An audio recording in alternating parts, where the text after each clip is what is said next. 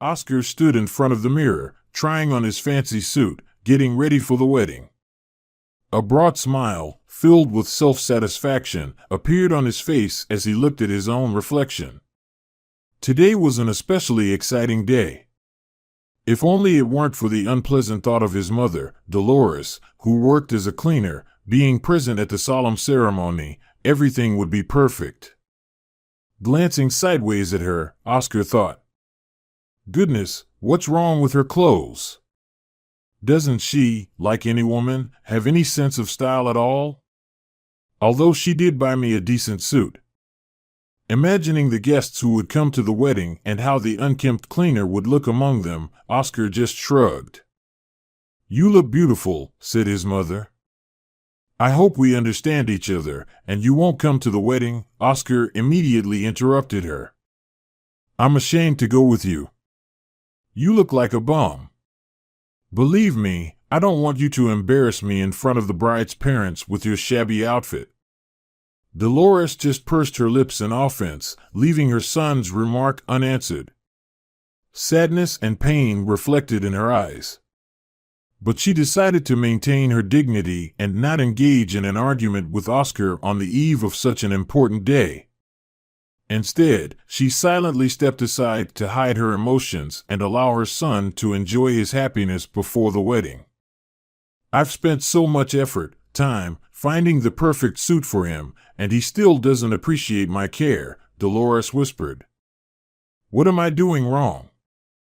I always tried to be the best mother to him, always fulfilled all his whims, desires. But why doesn't he want me to be there for him on such an important day?" She felt her heart constricting with injustice. Dolores could hear Oscar getting ready in the hallway, the click of the door lock, and then the slam of the closing door, as if cutting her off from her son's life. "Stubborn fool!" Oscar snapped, slamming the door. "I hope she has enough sense not to pull any tricks." He left the house, feeling a sense of unease in his heart. Oscar paused at the threshold for a moment, considering whether to give his mother one last piece of advice before leaving. No, she wouldn't dare disobey, he thought, starting to descend the stairs. After her son left, Dolores remained alone and cried. Thoughts and images of the past swirled in her head. She remembered how much effort and time she had spent raising her son. She felt bitterness, resentment, that all her efforts and care seemed invisible, unappreciated. Now she was left alone and misunderstood, although she had always been there, ready to support Oscar in any situation. However, despite the nastiness of the situation, in her heart there was a strange mixture of pride in her son and bitterness from not understanding his decisions. Few knew that she had spent her early years in an orphanage. To everyone else, she was a sweet woman in her mid-40s, raising her son alone. No one even thought about how many trials had fallen to her lot. Memories took her back to the gray walls of the orphanage, where Dolores spent countless days of her childhood. She vividly saw a little girl in front of her, deprived of care and love from her parents. All she had was cruel games and mockery from other children, who were also orphans. They laughed at her shabby clothes, humiliated her, making her feel even more vulnerable. My children will never go around dressed like ragamuffins. They will have the best of everything, little Dolores thought, swallowing bitter tears and enduring insults. Once, in the ominous silence of the dining hall, a group of orphans gathered around her, preparing to pour out another portion of mockery. William, a tall and skinny boy with a cold gaze, turned to Dolores with a sneer. Look at her. It's our little Princess Dolores. And what eyes she has. So big and see nothing. He approached her closely and pushed her. His accomplice, sneaking up from behind, tripped her, and Dolores fell to the floor, painfully hitting the cold tiles. Ouch, why are you picking on me again? The little girl whimpered, rubbing her bruised back. Here, among the spiteful little souls, she felt as defenseless as a little mouse among a pack of hungry predators. Her heart ached with pain and fear. And the most hurtful part was that she didn't even understand what she had done wrong to her fellow sufferers. "Why are you so cruel? What have I done to you?" Dolores whimpered again. The other orphans just laughed, supporting William with their malicious chuckles. Their mockery pierced her like knives, stabbing her tender heart. She tried to shield herself from their taunts by covering her face with her hands, but it only amused the bullies even more. "Maybe she's just stupid," one of the orphans spoke up. "Hey, goofball, can't you stay on your feet?" Dolores tried to get up, but she was pushed down again, unable to rise to her feet. "No, she's not stupid, just clumsy," William added, fueling his own malice. "Look at how messy she is." He grabbed a plate of leftover porridge from the neighboring table and emptied it onto Dolores' head, smearing the sticky mass through her silky hair with disgust. "Do you like it, princess?" Dolores just clenched her fists, trying to hold back the tears. She had long grown accustomed to these humiliations. But every time they cut deeper into her soul.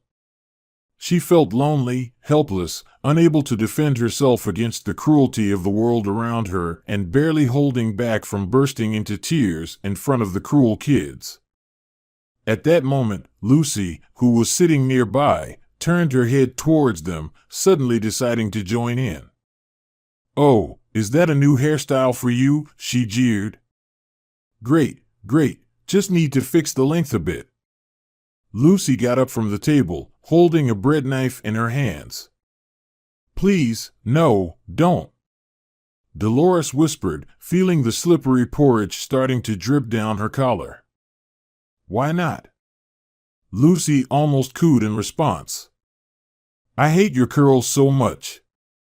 With one hand, she mercilessly grabbed Dolores by the locks, while with the other, she deliberately unevenly cut them with the knife. Fluffy strands, smeared with porridge, fell to the floor, and Lucy continued to wield the instrument, laughing at her victim. "Why? And I hate your dress too."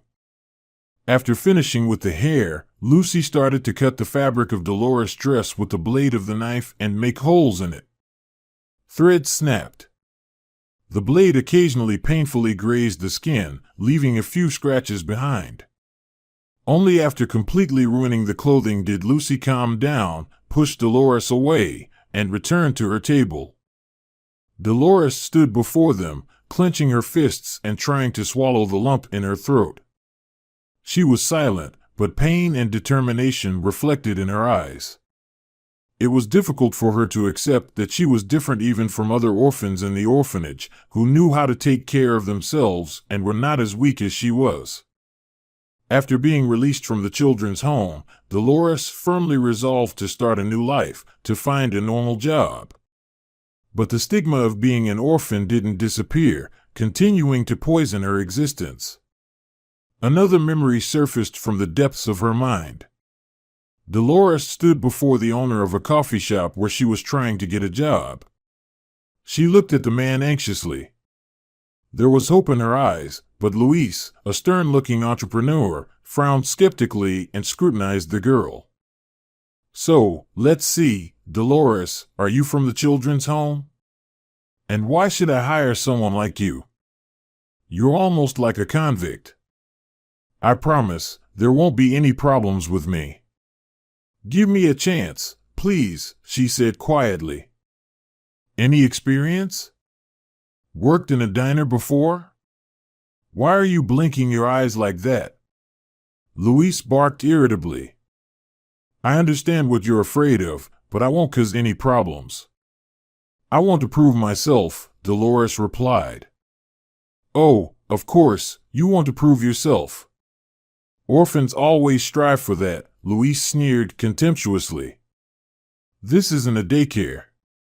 Experienced people work here who don't need to prove their reliability. A little nobody like you is unlikely to cope," he continued. "I just have nowhere else to go, no job," Dolores said, lowering her eyes, admitting her defeat. Luis silently pondered, looking at Dolores, considering what benefit she might bring him. There was a hint of hesitation in his eyes. All right, Dolores, what a stupid name. I'll give you a chance. But be prepared for the work to be tough, and the pay will be half the standard rate. This is a trial period. And I'll be keeping a close eye on you. If you can't handle it, I won't tolerate failures, he finally said. Thank you. I promise I won't let you down, Dolores replied. And that was the only glimmer of light that happened to Dolores. She tried her best, worked hard, but the other waitresses didn't take kindly to the newcomer, constantly playing tricks on her.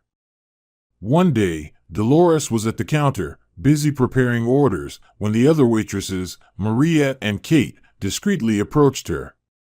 Unmistakable contempt was written on their faces. Look at her, this newcomer, Kate deliberately shouted. She's only been here a week and already acting high and mighty. Hey, orphan girl, I heard you're not happy with how we split the tips.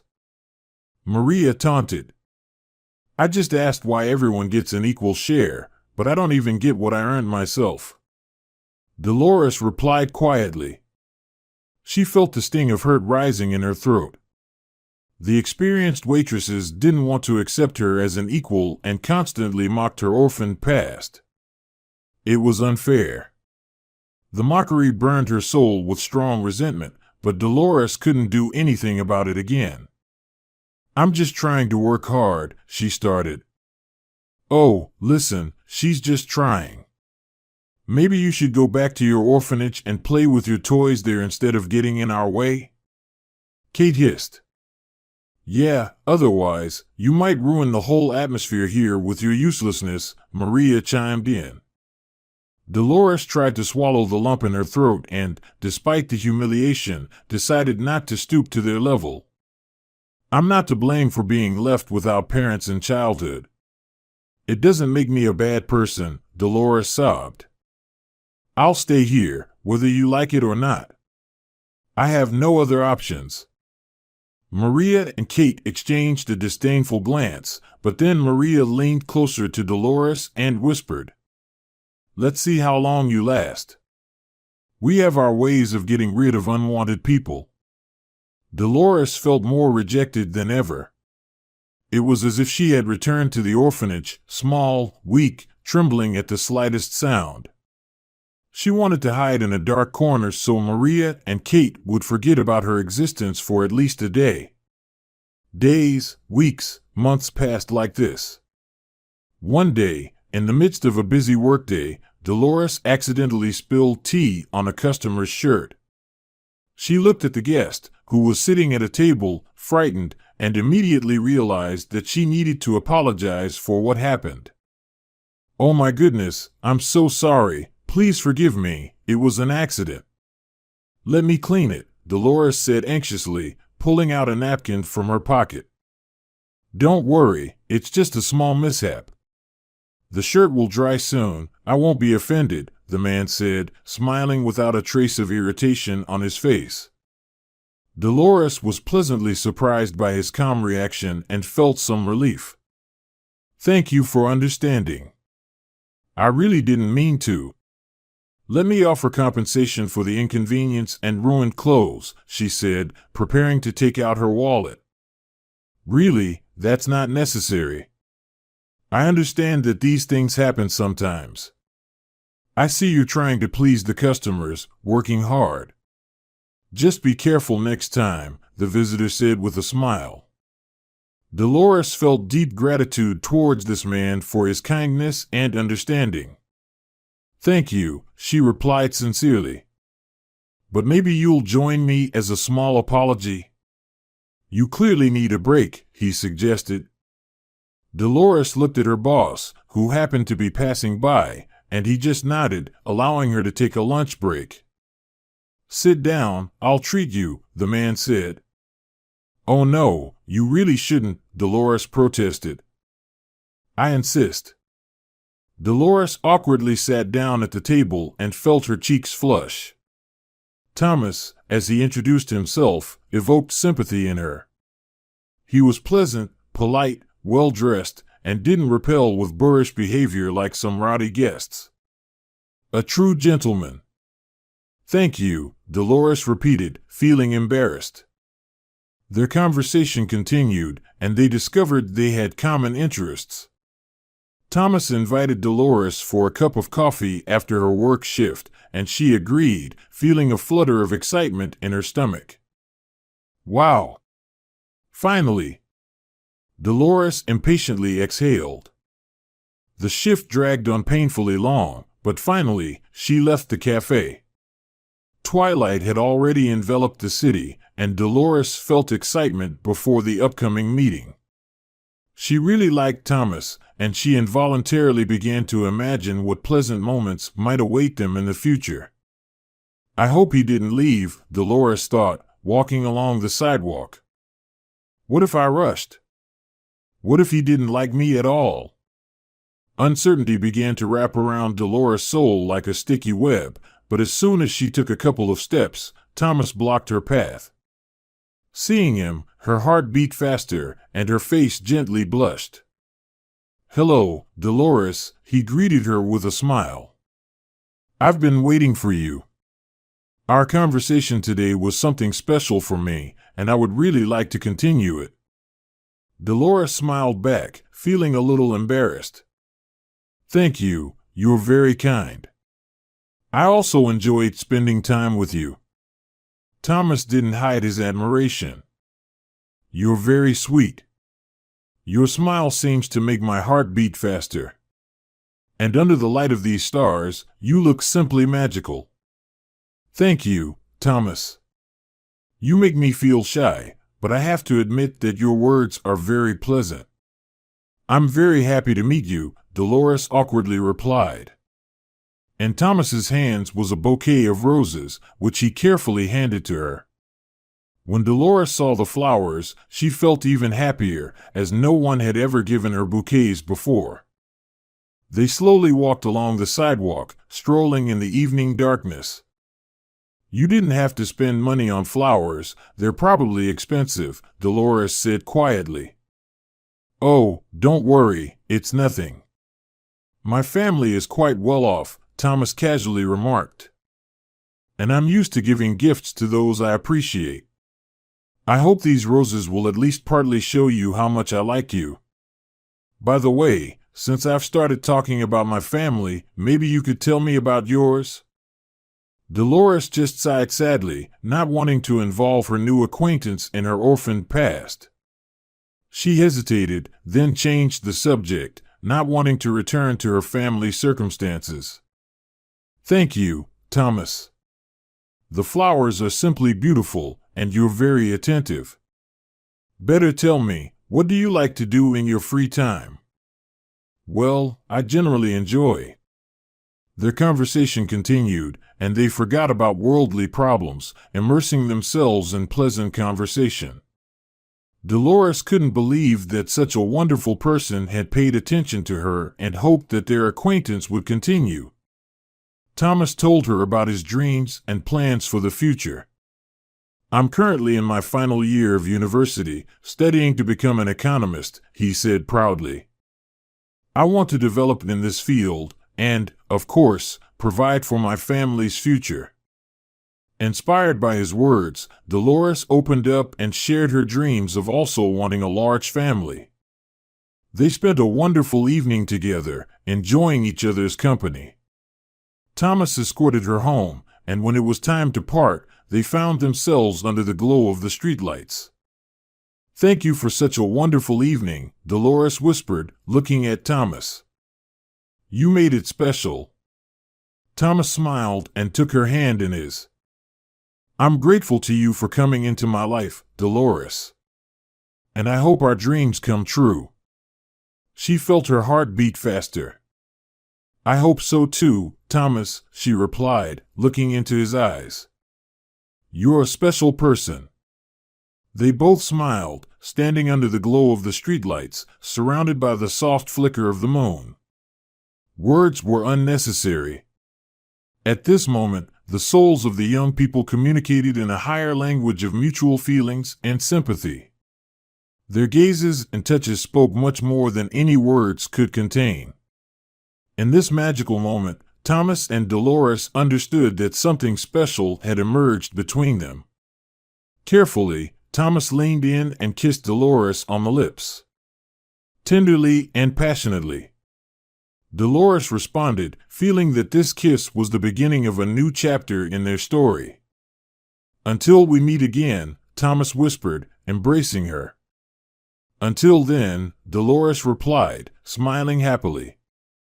They parted ways, but in their hearts burned the flame of new love. They knew that things would only get better. Since Thomas and Dolores started seeing each other almost daily, they were fully immersed in love and happiness. Every meeting was filled with tenderness and joy, and Dolores' heart fluttered with love for Thomas. Is all this really happening? She thought every time she woke up in the morning and realized that it wasn't a dream.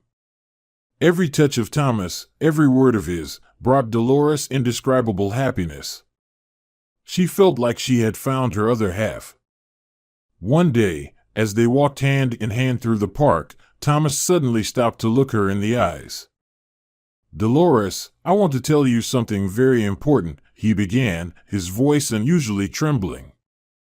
"I love you very much.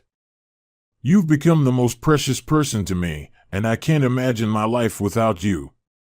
I want to be with you always, to love and take care of you." Dolores' heart beat faster. "Thomas, I love you more than anything in the world," she whispered, hugging her beloved. They looked at each other with boundless love and felt completely happy in each other's arms. Since then, their passionate romance only grew stronger and flourished. They spent a lot of time together, supporting each other, sharing joys and sorrows. Each day became a new adventure for them, filled with love and tenderness. But such fragile happiness couldn't last forever. Soon after Thomas's romantic confession, Dolores learned that his parents were not at all pleased with the relationship that had formed between the common girl and their beloved son. "Hello," Dolores answered, surprised by the call from an unknown number. "Dolores? This is Elizabeth, Thomas's mom. Let's talk seriously.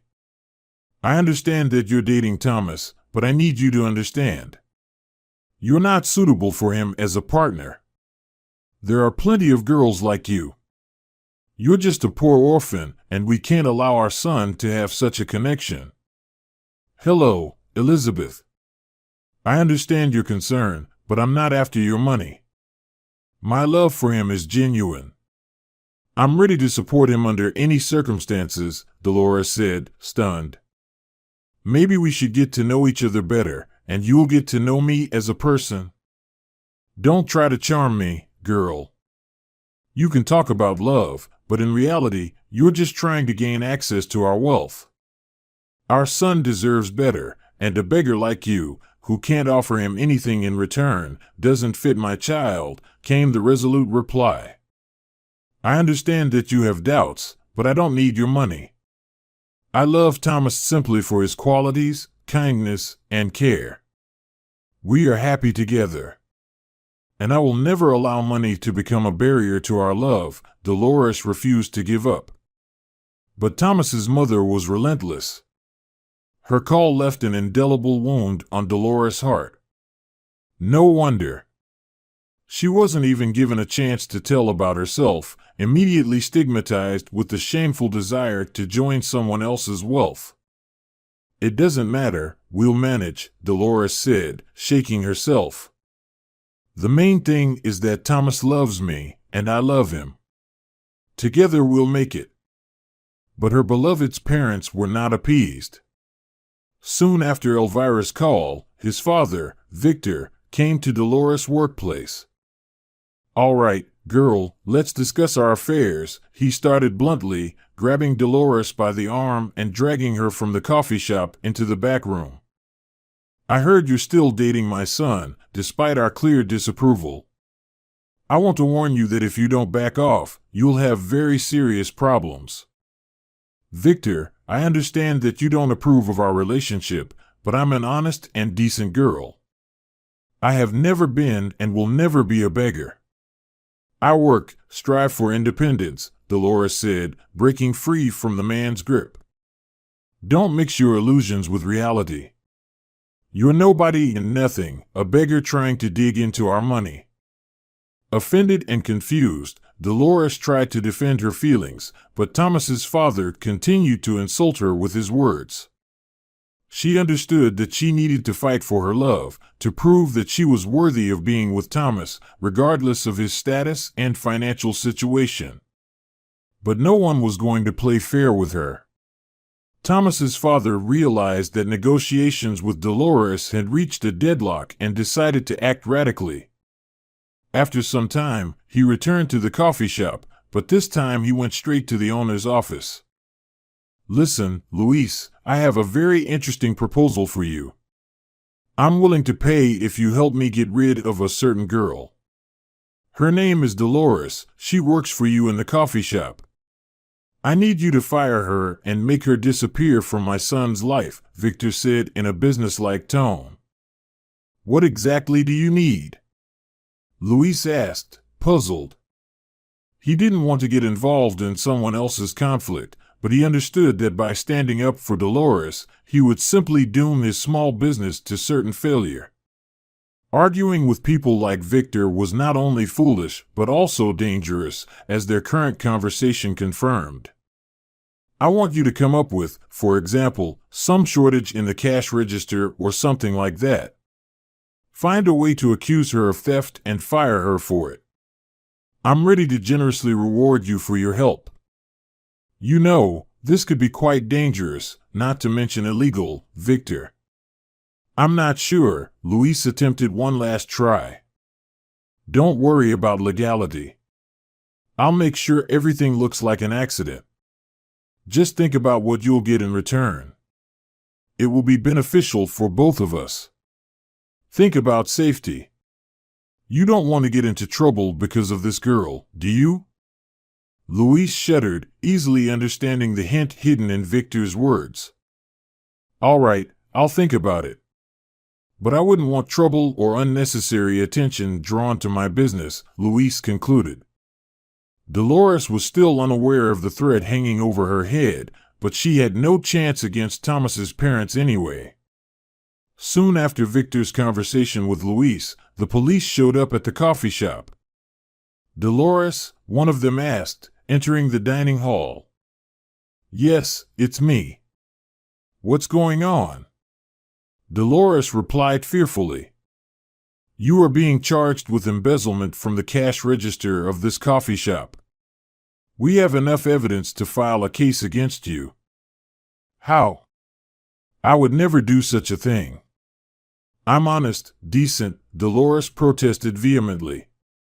The owner of this establishment reported a shortage of money and pointed to you as a suspect. We have evidence, surveillance footage, that confirm his words, the officer stated phlegmatically, nodding towards Luis. Dolores looked at the owner, hoping for his support, but he just shyly averted his gaze. Fear, bitterness, and disappointment, that's what remained in Dolores' soul after such a vile act. She felt broken, crushed by the injustice that mercilessly fell upon her. It's just not fair. I'm not guilty, didn't do anything like that, and you all know it. We're just doing our job. The court will decide your guilt or innocence. You can consult a lawyer for defense, the police officer dryly threw out a phrase memorized for such occasions. The police took her by the arms, handcuffed her, and led her into their car without even allowing her to change out of her work uniform. What have I done? Dolores thought, feeling hot tears dripping from her eyes. She was left with a broken heart and shattered dreams. Dolores understood that Luis, who was supposed to stand by her, had succumbed to corruption and betrayal. More than ever, she felt the pain in her soul, which sucked in all the good she had experienced in her life like a torn hole.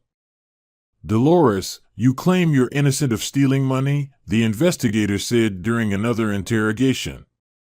"Yes, I'm not guilty. I would never do such a thing. I need to tell you that Victor threatened me, forced me to stay away from his son. It's a setup. I would never take a penny from Luis in my life." "A threat, you say? You should have been more careful and not argued with such dangerous people," the man hinted. "But I was forced to. He threatened me, insulted me. I didn't want to hurt anyone." But the policeman didn't care. He just smirked, continuing to emotionally pressure Dolores. Everyone just needed her to admit guilt, even if it meant getting a lighter sentence. "Listen, Dolores, you understand what awaits you. If you refuse to admit your guilt, we can send you to the worst prison. But if you cooperate and confess, we can discuss a reduced sentence." Dolores felt suffering and despair envelop her soul. She realized she was faced with a choice between her own life and preserving her honor.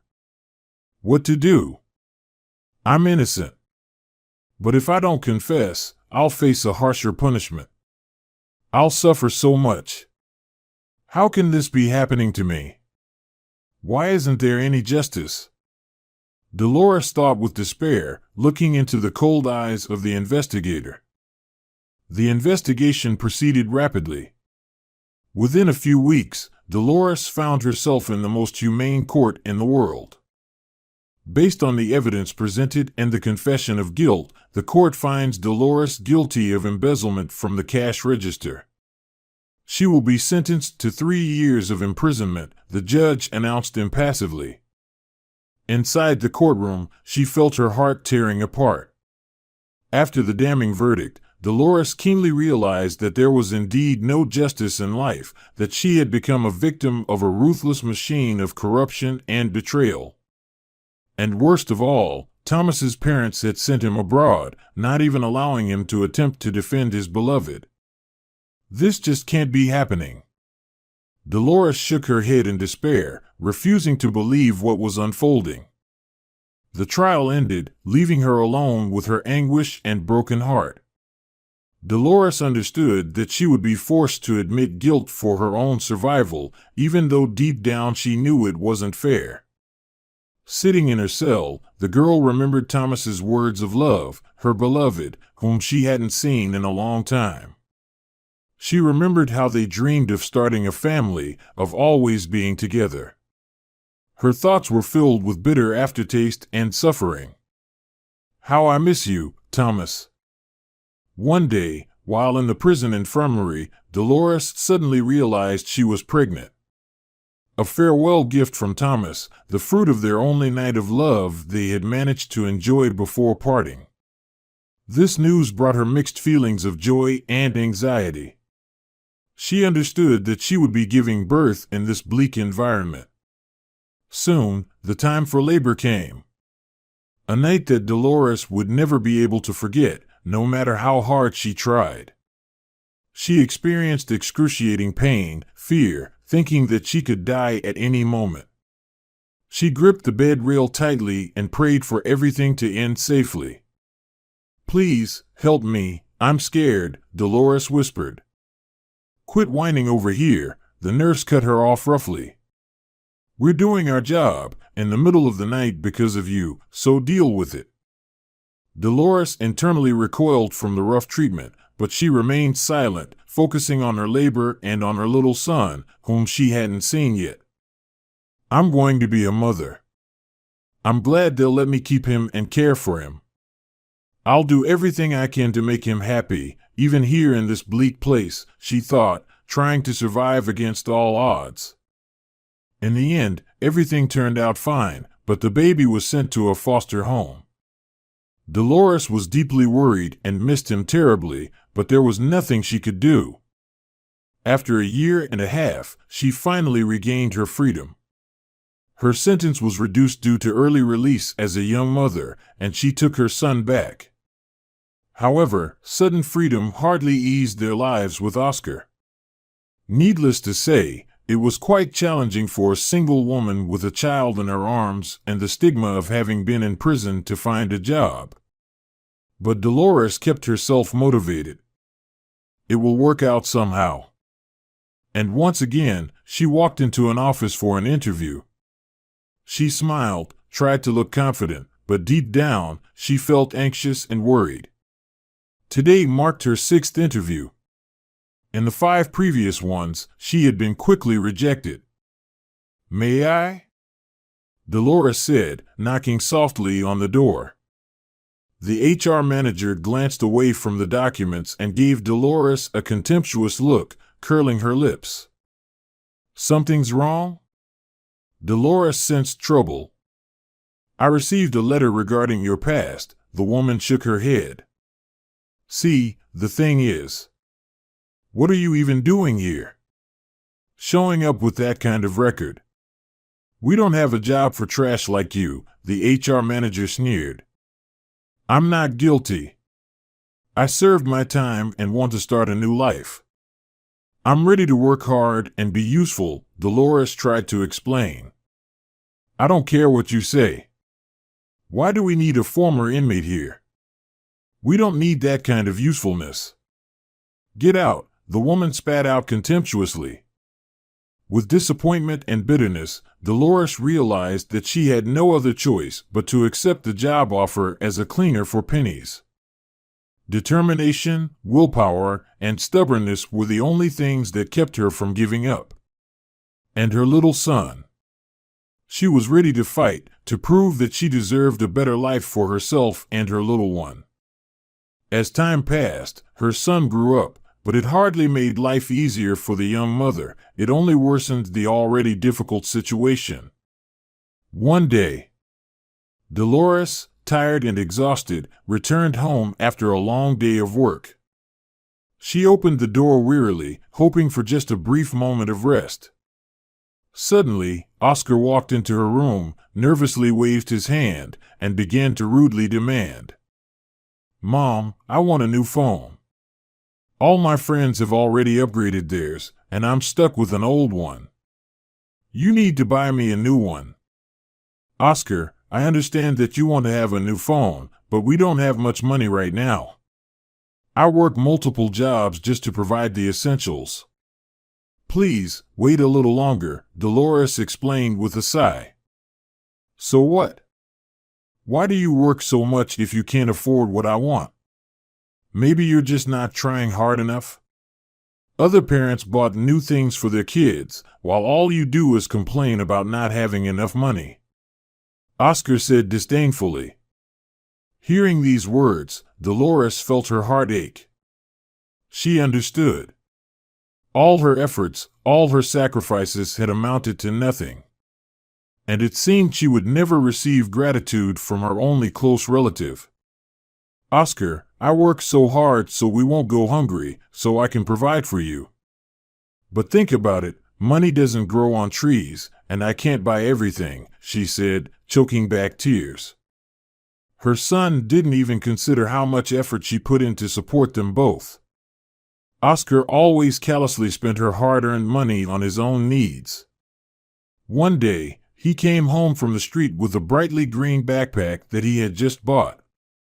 "Oscar, another new backpack? You bought yourself a different one just a few weeks ago. Why do you need so many?" Dolores remarked, noticing her son's obviously expensive purchase.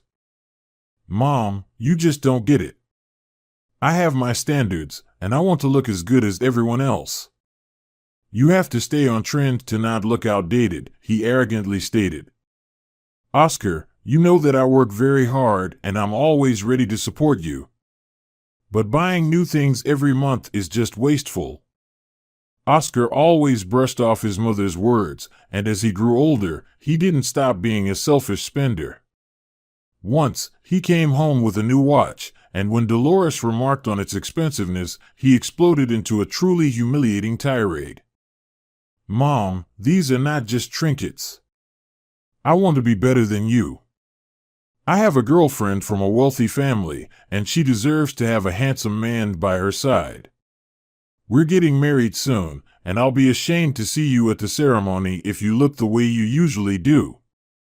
Dolores tried to say something in her defense, but Oscar simply cut her off, continuing his selfish monologue. "Mom, you know that we don't have much money. But maybe the problem is that you're just not worthy of self-respect. You didn't put in enough effort to build a good future for us." Dolores tried her best to hold back tears and say something in her defense. But the words simply stuck in her throat.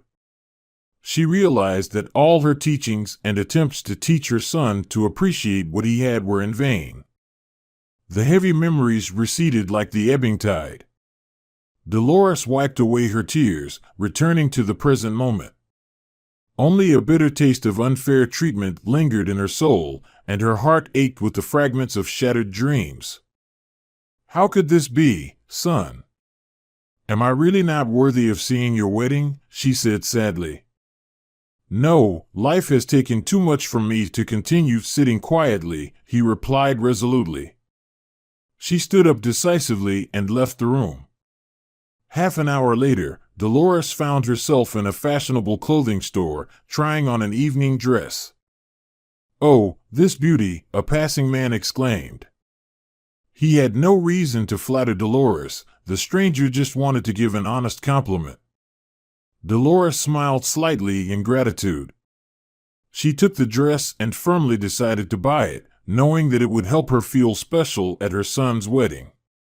"Yes, indeed, it suits you very well," the shop assistant immediately chimed in.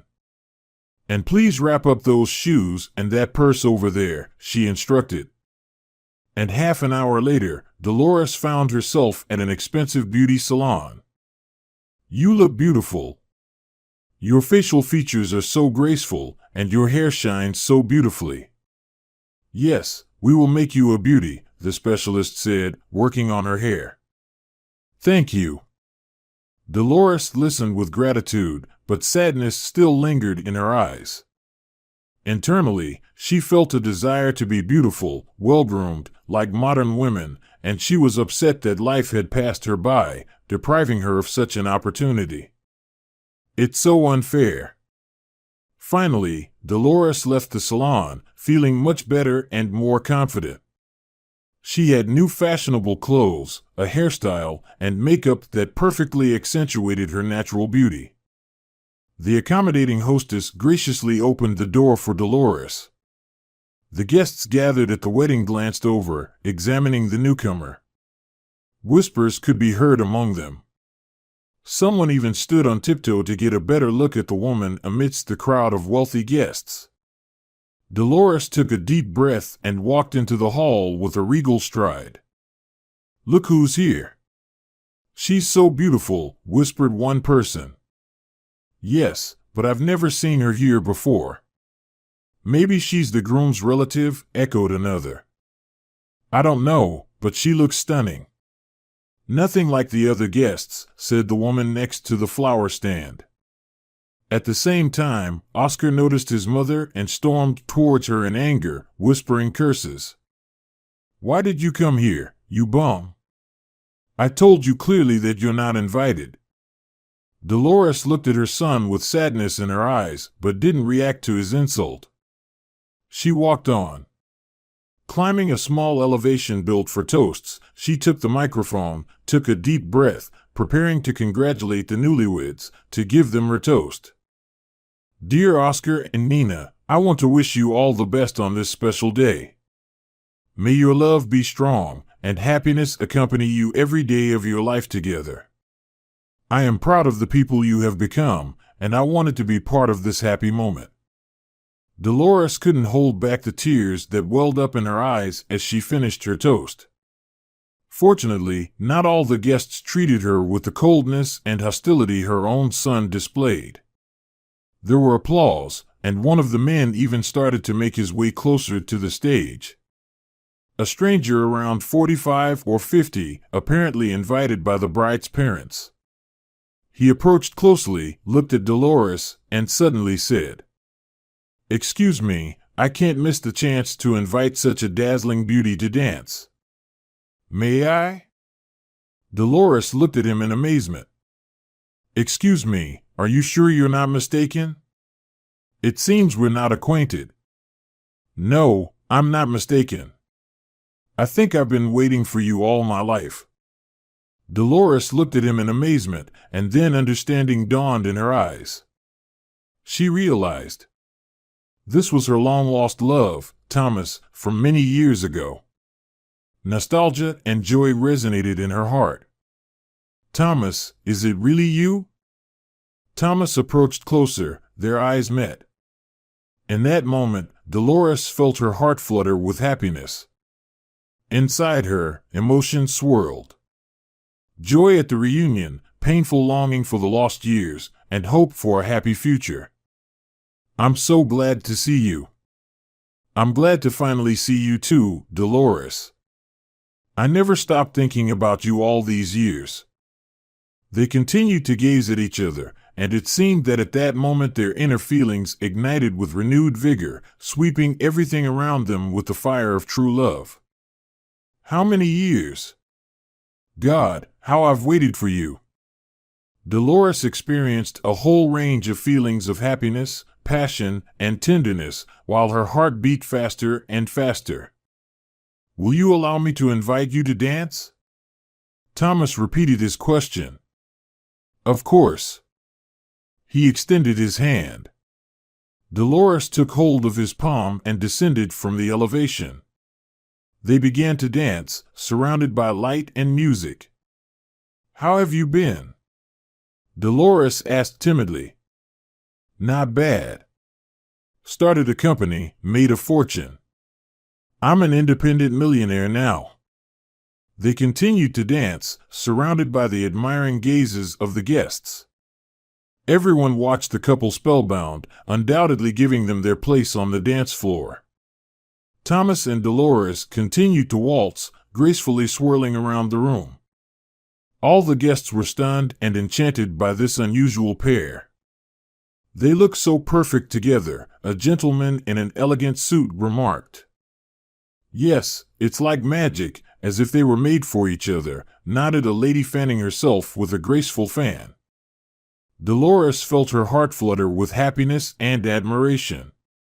Inside her, there was a joy she hadn't felt in a long time. "I can't remember the last time I felt so alive." With Thomas, "I'm happy again," Dolores thought, timidly afraid to scare away such a sweet moment. "And you've hardly changed at all. You're just as stunningly beautiful as before," Thomas whispered in her ear.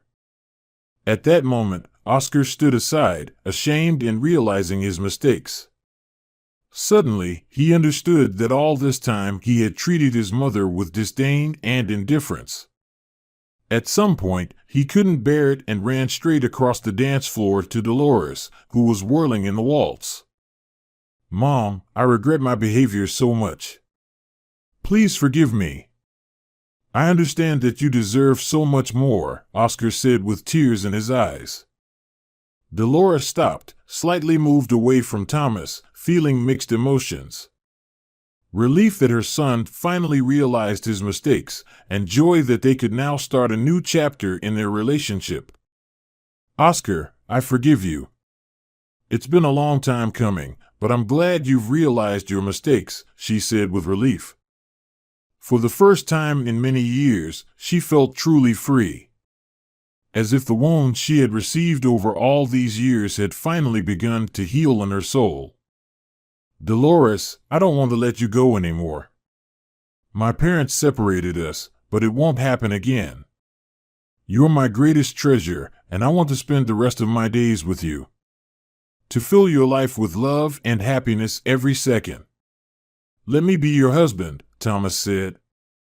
"Thomas, I couldn't have imagined finding such love after all the trials.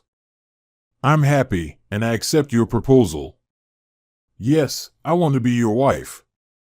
Thomas, Dolores, and Oscar embraced, and the guests applauded. "It seems there's another wedding on the horizon," someone in the crowd remarked.